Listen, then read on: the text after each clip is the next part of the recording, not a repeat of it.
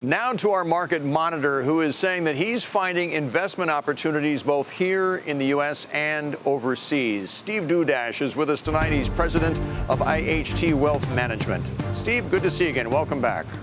Hey, Bill. How you doing? Good. It's interesting. Just a few minutes ago, we were talking with another money manager about the tech wreck we saw a couple of weeks ago and how she sees new leadership in technology. But you're sticking with one of the primary FANG stocks right now. Even at all these near all-time highs, you like Amazon here. Why? 2.5 years ago, I was on this show with you guys, and we were talking about Amazon, and we were talking about how it's really expensive and overvalued and all that. And we were being contrarian, and we're saying you got to buy in. They're a disruptor. See past the pricing. Everything they get into, they take over and they grow from that area.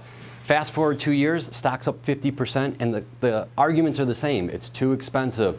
The reality is they change the markets that they get into. And you know who should be watching their backs right now is Whole Foods, because they're coming for, or not Whole Foods, but Walmart, because they're coming for them.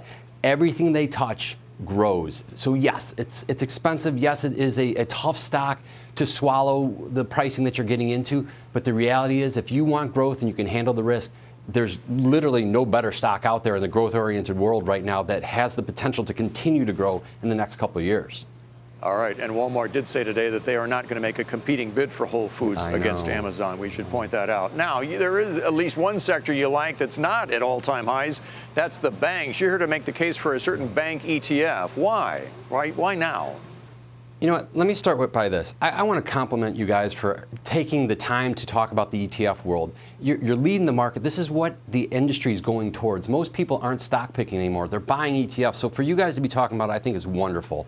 But yes, the fundamentals are changing on them. Interest rates are rising, which we all know, which is a good thing, and it helps those smaller banks a lot more that have been struggling through it. But two, about 1.5 years ago, we were on these shows and we were talking about the regulatory market that we were in was at all-time highs of strictness that was going on with these banks. That pendulum has definitely swung. Now, it hasn't swung as much as we would have guessed with a Republican president, Republican Congress, but it's definitely going back that direction.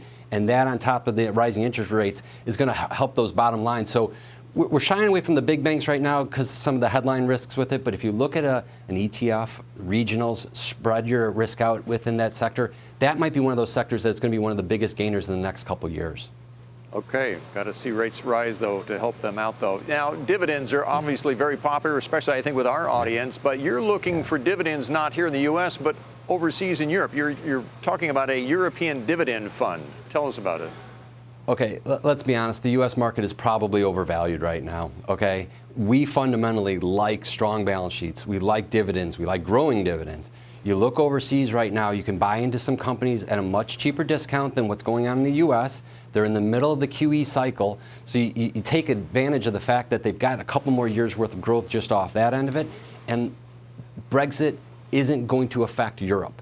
Britain was never really a part of Europe in that sense anyway.